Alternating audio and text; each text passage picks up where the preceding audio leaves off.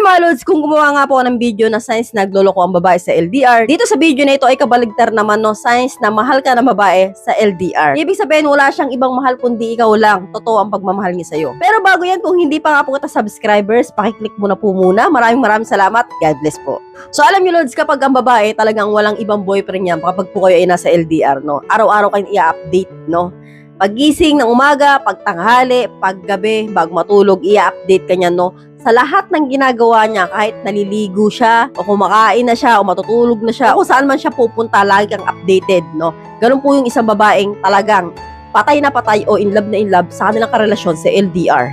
So kapag po ganyan ang babae sa'yo, mahal na mahal ka niyan. Then lods, kapag po ang babae lagi nagsisend sa'yo ng picture niya, yung talagang, alam mo yung bagong kuha pa lang na retrato, yung tatapis ng tuwalya, o kaya naghuhugas ng pinggan, yung mga ganun, mag-selfie siya and then sisend niya sa'yo, talagang patunay na yun ay ginagawa niya, no? So, kapag po ang babae ay in love talaga, ginagawa po namin yun. Po kasi sa amin, no, parang lambing namin yun, na gusto namin na magkalayo tayo, nakikita mo kami kahit sa picture, araw-araw o maya-maya, ano? Ang babae, Lutz, pag talagang praning yun sa LDR nila, kahit ano kahit minsan bubuyog lang, pipicture ang pa-send sa jowa, ay may bubuyog dito sa kwarto, ay may boutique dito sa kwarto, yung mga ganyan, no, parang masyadong updated na ewan na parang aning.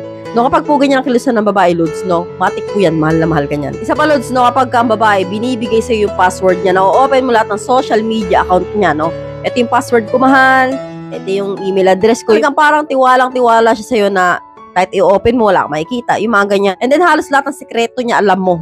Parang talagang pakaramdam mo wala siyang tinatago sa'yo, no, yan po ay good signs na talaga namang loyal sa'yo ang isang babae. So, Lods, no, yan lang po yung signs na unang titignan ninyo kapag kaya niyang ibigay yung password niya sa'yo kahit anong social media account, no?